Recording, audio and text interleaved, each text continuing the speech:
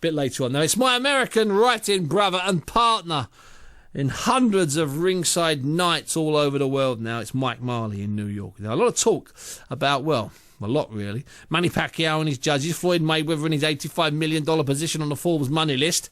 He's number one, and he's also in prison. Now, I had to speak to Mike a bit earlier, and I put it to him that only in boxing, could this happen. I would say that's a pretty safe statement. He's been griping about the room service, which is non-existent, and the diet, which is not salutary. But I don't think Floyd thought he was going to the Four Seasons Hotel. So he just needs to put his head down, do his get his 87 days in, and then the interesting thing will be, I don't think he's going to be a ruined physical specimen. He is the world's finest boxer, and he's still relatively young at 35. Mm-hmm. The interesting thing is, who does he fight in the fall? Yeah, because those options are fluttering. And I would throw Amir Khan in the mix if he were to get past Danny Garcia. I'm not picking Danny Garcia to win that fight, but I hope that for Amir Khan's sake, you better not be sleeping on this kid, because this kid has some real raw talent. Yeah, and he's hungry, some real Mike. abilities. Yeah, huh?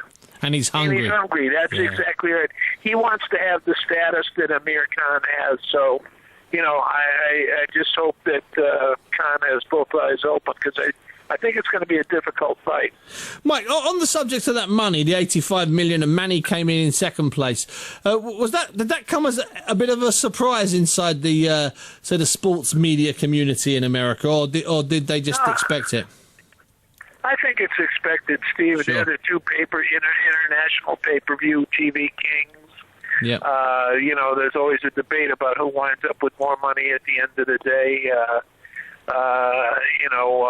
Mayweather subject to U.S. taxes, Pacquiao subject to a certain percentage of U.S. taxes and also the Filipino taxes. Mm-hmm. On the other hand, Manny is a lawmaker in the Philippines, so he has had a little dispute already with the tax people over there, but they're both obscenely wealthy guys. Sure. The problem with boxing is where are the next 8 guys? You got the top 2 making multi-millions.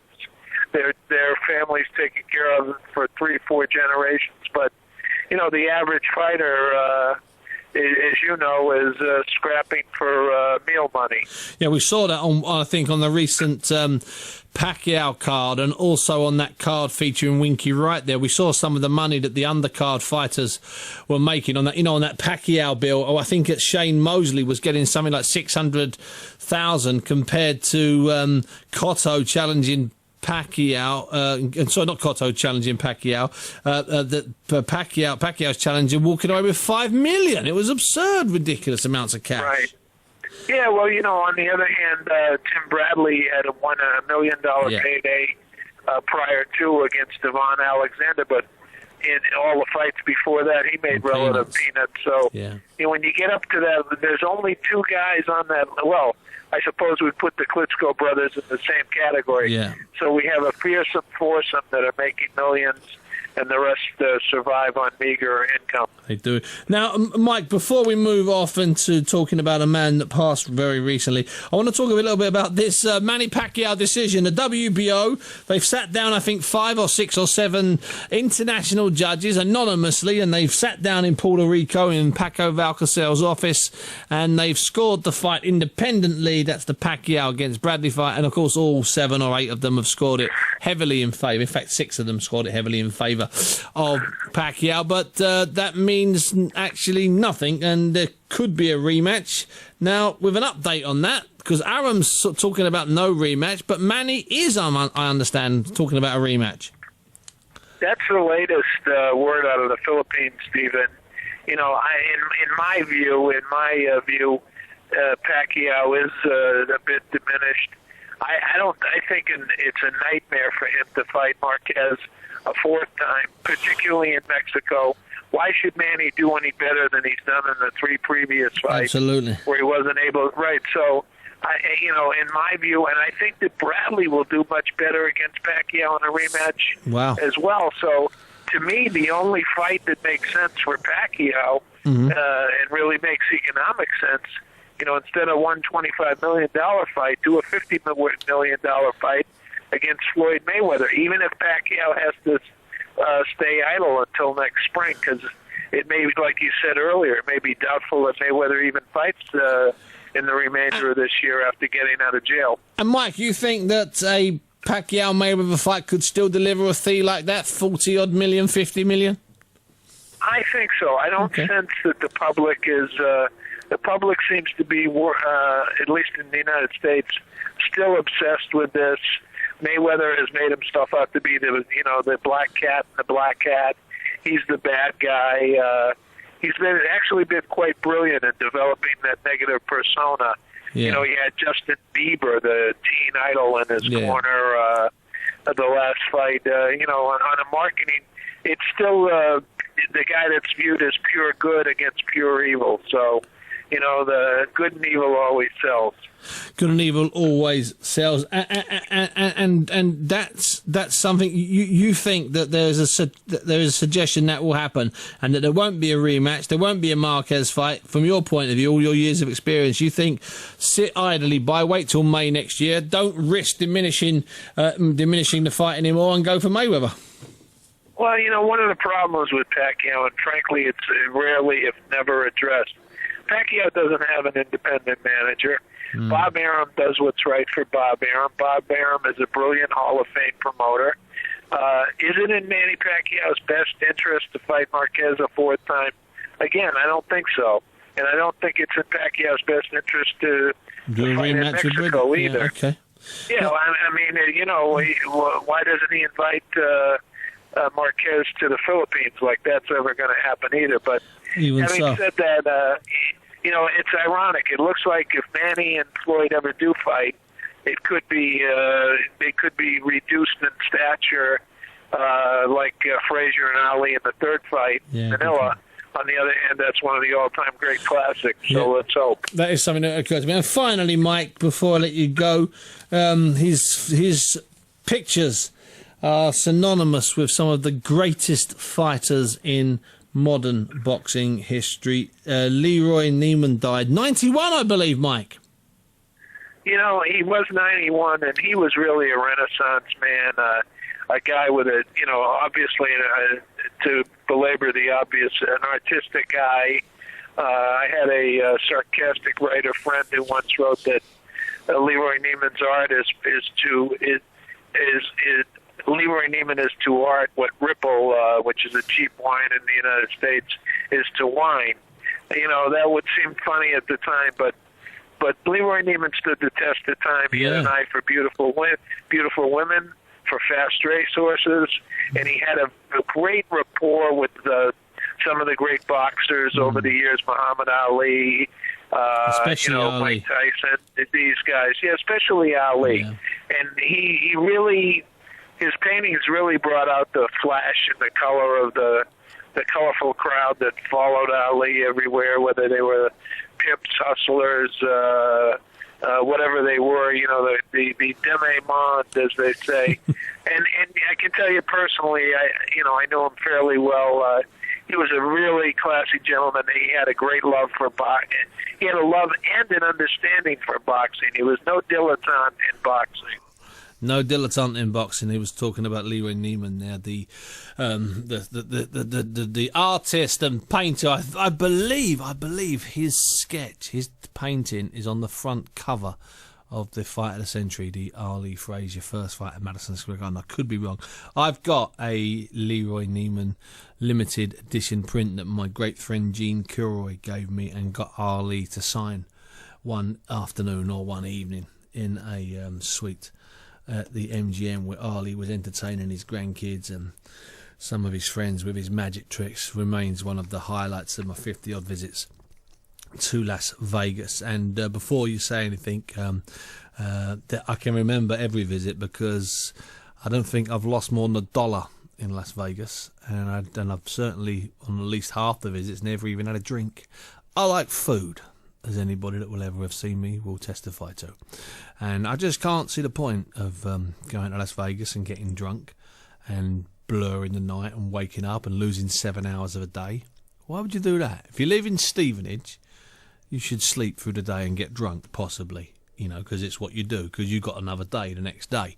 But if you manage to get all the way to Las Vegas, fill out the forms, fly out there for a fight, why, oh why, are you drinking $6.50 bottles of Budweiser or $14 vodka and cranberries, getting so drunk you can't stand up, and then bragging about, I lost the whole day, I was drunk, I was asleep for the whole day. What, are you nuts? You're in Las Vegas. What do you want to go to bed all day for in Las Vegas? And I apologise to anybody in Stevenage who took that the wrong way. The point I was making is if it's your hometown and you go somewhere, and you don't, if it's your hometown, you don't mind, do you, if you miss a day? Like if you get man flu, and you're in bed for a week or so, really close, you don't mind because it's your hometown. But if you go to Las Vegas with the boys or with your wife or with your girlfriend or with your boyfriend for a fight, you've gone for a fight. You've gone there for a fight, or you've gone there for a holiday. Why do you want to be so drunk you can't remember it? People say that to me. Oh, it's brilliant. Oh, I was in the MGM. I lost 4 days of my life. You dummy. You paid £900 on Virgin to lose 4 days of your life. Come here. Listen. I'll take. I've got to be careful what resort I choose. Listen, I'll take you to East Grinstead. You can lose 4 days of your life. No, I'm not going to upset anyone in East Grinstead, am I? If I'd have said something really horrible, people might have got upset. Yeah. I can't believe that. Why would people brag about that? Anyway, you heard what Mike Marley said there. He said that Mike Marley's advice to Manny Pacquiao is quite simple. And there's always something more to whatever Mike Marley says. Mike Marley said that I would do a $50 million fight with Floyd Mayweather. He is absolutely adamant that fight still sells. And as he says, why fight Bradley? Because Mike seems to think that Bradley will do better the next time. And why have a full fight with Marquez? 2 fights that will make Manny Pacquiao $25 million. And according to Mike, especially the Marquez fight, that's meant to be in Mexico. That's what Bob Arum allegedly is pushing for. Why should he take either of those 2 fights, Manny Pacquiao? He should just go for what he said he wants, which is the rematch, even if that goes against what his promoter, Bob Arum, wants. Mike Marley saying quite clearly, go and get a big fight with Floyd. It is still there. And that's right, because in many ways, no one thought he lost anyway, apart from 2 of the judges and a few other people. And there were some other people that thought he lost. We did that on that fight scorecard last week. So what do you think about that? Should Floyd Mayweather and Manny Pacquiao still fight each other and split $100 million to go into Floyd Mayweather's coffers? He's, of course, serving his 87-day sentence in a prison in Las Vegas. That's for whacking his former girlfriend and mother of, I think, 1 or maybe even 2 of his children back in 2010. He did a plea deal and got 90 days. He was in court for 3 days, so he lost 3 days. Then the sentence was was delayed because of how much a Floyd Mayweather fight means to the economy, and they needed him to fight in May, and he generated his general, whatever it is, 20%, $300 or $400 million. The reason why Floyd Mayweather makes so much money is that he promotes himself and he pays the opponent. He is the governor. He is the boss. He pays the fighters on the undercard. He works as the promoter and he negotiates with the TV company, and he pays himself. So he's end of the pay-per-view, the upside of the pay-per-view, which is maybe an expression you've heard, is always the biggest. So he's always going to make more money, even if other fighters sell more units, more pay-per-views at $60 odd. It doesn't matter, because Floyd's end percentage is bigger. David Hay, by the way, drives a hard bargain. He did a great deal with Sky when he fought Nikolai Valuev a couple of years ago. Sky thought he would sell, let's say, X, and David ended up selling about 5X. Made an absolute fortune from that fight. Made millions from that fight. It was brilliant. He fought the 7'1" beast, the true beast from Siberia, and won every single second of every single round. It was beautiful. Came back about, 5 or 6 million richer. Sky couldn't believe the mistake they'd made. They'd given him too much leverage. They'd given him too much. And that's because Sky had listened to people who weren't in the David Hay business, who told him, that won't sell. That's rubbish fight, that. Well, it was, I think, the second highest ever pay-per-view in Sky's history. Bish and Bosh. It's amazing. It's quite simple, you know. When you look at the way boxing divides itself, and it does divide itself. It's a real divide and conquer. I mean, if you stuck all the boxing promoters and all of the TV boxing executives and in one room, gave them 2 or 3 weeks, they'd all be dead. They would not work out a way to survive. They really wouldn't work out a way to survive. That's just the way they work. Doesn't make them bad, it just makes them the way they work. So if the people at Sky were contemplating the offer that was on the table for David Haye, motioned by David Haye for his fight with Valiev, and it, you know, could make him a lot of money, they would have asked their other promoters at the time, and those promoters who weren't involved with the Haye fight would have said, no way, it won't sell anything. Yeah, give him that deal. Of course, they gave him that deal and he made a fortune. Well done, David Haye. That's why we always praise David Haye on BBC London 94.9. And he can be a bit of a fool and he can be a bit of an idiot in some ways, but, you know, we still praise him now.